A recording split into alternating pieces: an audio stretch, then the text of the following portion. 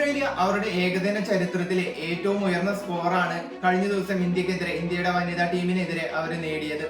412 run നേടിയ Australia മത്സരത്തിൽ 42 റണ്ണിന് India പരാജയപ്പെടുത്തുകയും ചെയ്തു. ഒരു മത്സരത്തിൽ ബെത്മ്യൂണിന്റെ ഒരു സെഞ്ചുറി, 57 പന്തുകളിൽ സെഞ്ചുറി കുറിച്ച ബെത്മ്യൂണി മത്സരത്തിൽ പിന്നീട് 75 പന്തിൽ 138 റണ്ണ് നേടുകയും ചെയ്തു. അതിനൊപ്പം ജോർജിയയുടെ 81 റണ്ണും എലിസ്ബെറിയുടെ 65 റണ്ണും കൂടി ആയതോടെ ഓസ്ട്രേലിയ വലിയൊരു ടീം ടോട്ടലിലേക്ക് പോവുകയും ഇന്ത്യയെ ഒരു സിമ്പിൾ ആയിട്ട് തന്നെ വിജയിക്കാൻ കഴിയുമെന്ന് തന്നെയാണ് ഓസ്ട്രേലിയൻ താരങ്ങളും ആരാധകരും ഒരുപോലെ വിശ്വസിച്ചത്.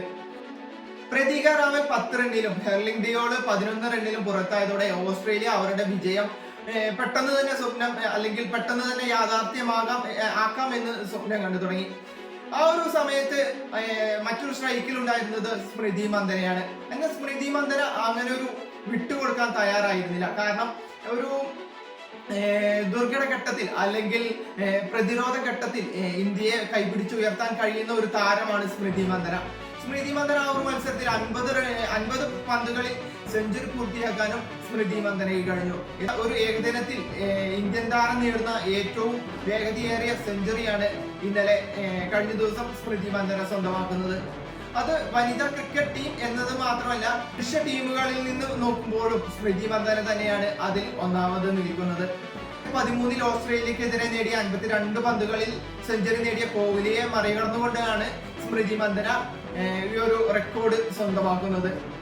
മത്സരത്തിലുടനീളം 63 പന്തുകൾ നേരിട്ട സ്മൃതി മന്ദന 123 റണ്ണ് സ്വന്തമാക്കിയെങ്കിലും 123ാമത്തെ റണ്ണിൽ പുറത്തായതോടെ ഇന്ത്യയുടെ പ്രതീക്ഷകളെല്ലാം അവസാനിക്കുകയാണ് ചെയ്തത്.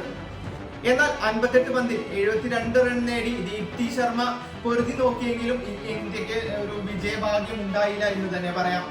47 ഓവറുകൾ നേരിട്ട ഇന്ത്യ 369 റണ്ണ് നേടാൻ ഇന്ത്യക്ക് കഴിഞ്ഞുള്ളൂ. എന്തായാലും മത്സരം ഇന്ത്യ പരാജയപ്പെടുകയും 2-1 ഓസ്ട്രേലിയ പരമ്പര സ്വന്തമാക്കുകയും ചെയ്തു. എന്നാൽ 3 മത്സരങ്ങളിലും 2 മത്സരങ്ങളിൽ സെഞ്ചുറി, ഒരു അർദ്ധ സെഞ്ചുറിയുമായി 781 റൺ നേടിയ സ്മൃതി മന്ദന തന്നെയാണ് മത്സരത്തിലെയും അതേപോലെ സീരീസിലെയും താരം.